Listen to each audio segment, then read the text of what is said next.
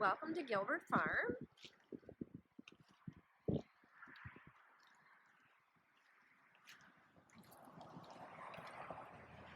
is the hay we use, or we get when we're haying season after strawberry season. We need 400 round bales to get our cows through the winter. And you can see the orchard on one side. We'll take you down farther into the apple orchard here in a second. But it's a beautiful time of year.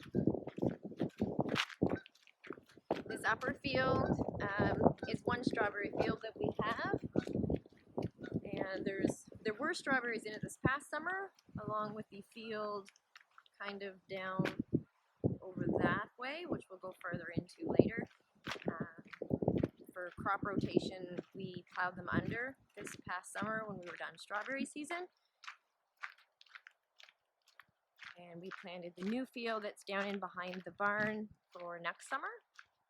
We'll pick in that field for 3 years before we rotate back up to the upper field.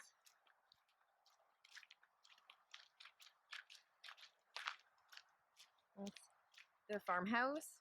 It's over 200 years old. My mother and father-in-law bought the farm back in 1952 and moved in 1957 when my husband was just born. And there's our cows. There's a mixture of black Angus and red Angus from when my husband Malcolm had red Angus bull about 14 years ago. My husband Malcolm was always wanted to be the farmer, so when he grew up, he took over the operation of the farm. And the cows go on to, we own part of Armucto Island, belongs to the farm, so we put them to pasture over there in the summertime. They literally just came home October 15th, so they're just getting used to being back in the barnyard. There's a mixture of the red Angus is still being thrown, the black Angus, and then there's still some Charolais that there's a couple of older cows that are Charolais, so they still have their calves are beige, the beige in color, but their father is a black Angus bull.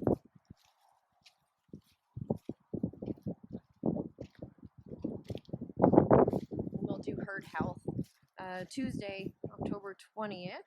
The vet is coming to do herd health on them, just to make sure everyone that's supposed to be pregnant is pregnant, and we will separate the feeders from their moms at that time.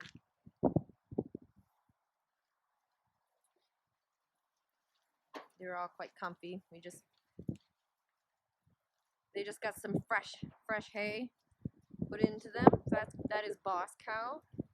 So every herd has a cow that's the boss, and that is our boss cow. Suzette's kind of being a little bit nosy, so we'll get a close up on her.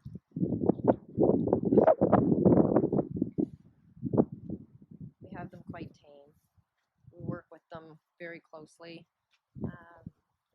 so that they're easy to handle, and they basically become pretty much big pets for us.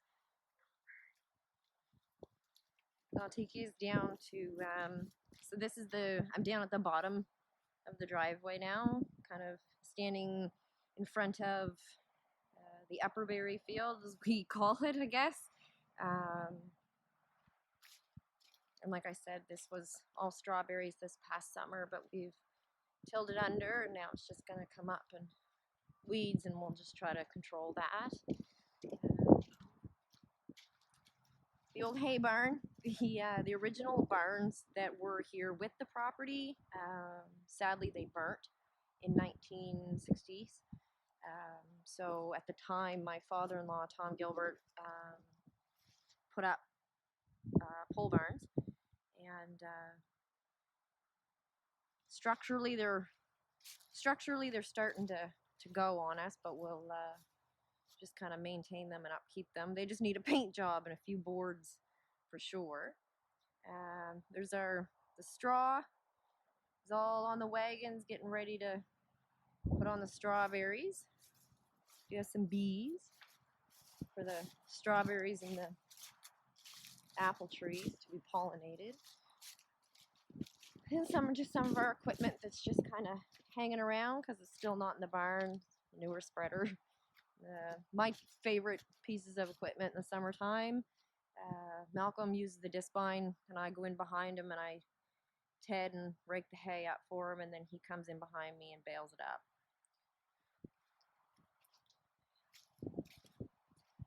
And this is the lower berry field, and the beautiful St. John River,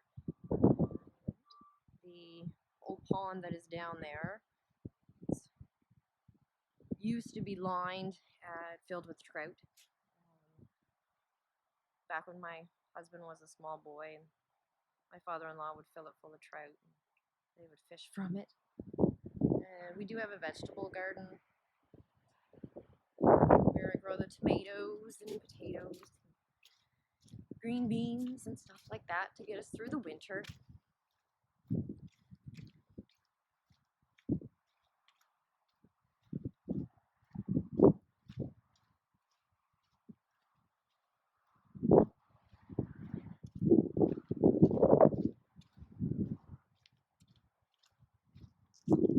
So I'm not sure if I mentioned yet or not, but this whole field, and the lower berry field, we'll let that sit for 2 more years before we replant it in the spring. We plant our strawberries in May and leave them grow, put out daughter plants and runners for the first year. Then the following summer we'll be able to pick off of them. And the girls are quite comfy. I think they're probably glad to be home.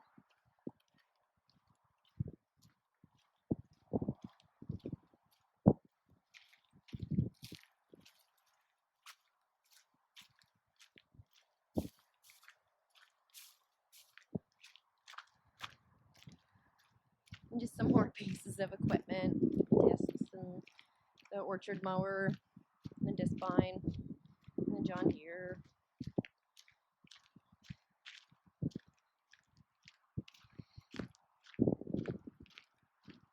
And the case. And the Massey Ferguson, which is my pony in the summertime. That tractor does a lot of work. Small but mighty. So that tractor does all of the runs to run the irrigation system, runs the pump for the irrigation system. It does all the tedding, all the raking, all the spraying.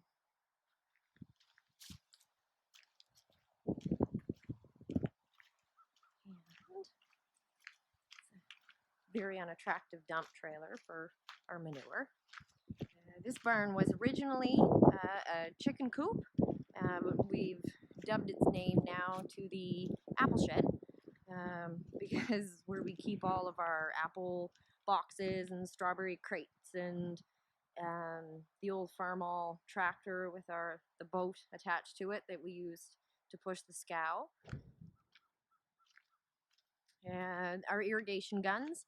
So we actually have, luckily we've got that all put away.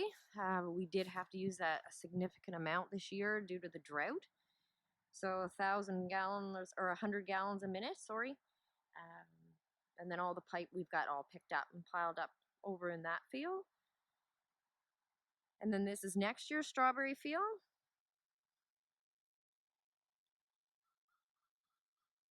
So these plants were put in May this year.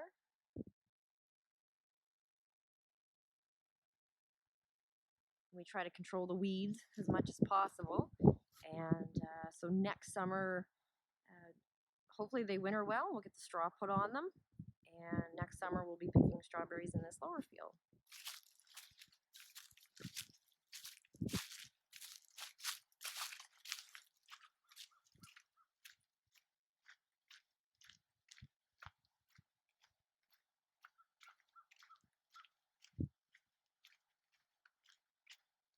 And there's just one of our hay fields,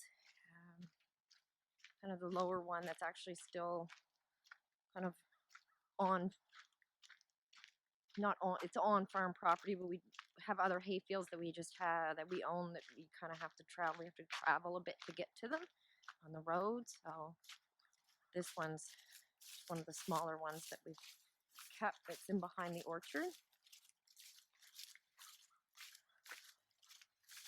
And then as we walk around kind of the back side of the farmhouse, we hit the apple orchard. We have several different varieties of apples here on the farm. There's Paula Reds, Dudleys, McGowan, which is a old heirloom apple as a parent to the Honeycrisp. And we do have Honeycrisp, and Cortland's, Macintosh. And kind of walk these up through the orchard. Is getting towards the end of the season for us, so we are just picking McGowan's and Cortland's right now. We also have Gala apples. My mother and father-in-law had 13 children, so my husband wanted to be the farmer, but luckily there was a lot of them that didn't move too far from home, and they live all still quite close, so they are able to help us when needed. And a peach tree. We have pears as well, and plums, and melbas, and yellow transparents, and there's a little bit of everything kind of in the orchard. So my father-in-law originally planted the orchard. He put in Cortland's, Macintosh, Paula Reds, yellow transparents. Malcolm and I have since then, as you can see, we've taken out 3 rows of Macintosh, left 1, and planted that whole row of the Ambrosia, Gala, and then a whole row of Honeycrisp, just for different varieties. And as you can see, we've completely circled right back around.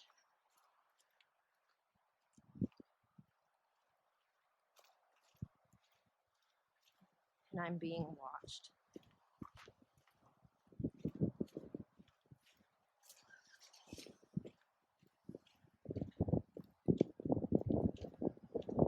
It's a 12-month out of the year job for sure. There's always something that we're either strawberry season, haying season, cows going on the island, coming home.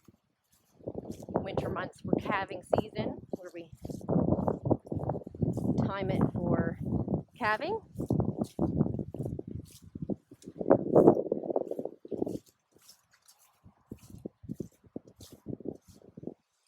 And then all of the hay.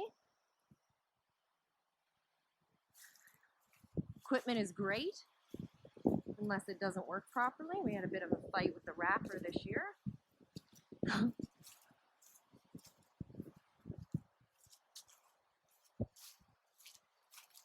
And that about wraps it up for Gilbert Farm. It's our little piece of heaven.